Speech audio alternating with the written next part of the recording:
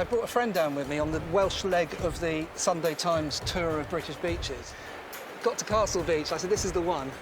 And he was just like a little kid here. When we got back in the van to leave, he was quiet for a bit, and then he said, imagine being 6 years old and your dad parks above North Beach, and then you come and you see Harbour Beach. He said, and then you come through that arch and you get Castle Beach.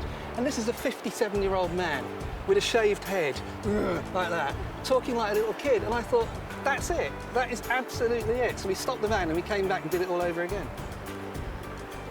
Do you still see people on this beach with whom you used to come down when you were a school kid? Yes, with their kids and extended family. So it's a community beach? It is. So I picked Castle Beach for all kinds of reasons to be the Sunday Times Beach of the Year 2019. Which beach in Tenby would you have chosen? Exactly the same one. See? Exactly the same know one. what I'm doing.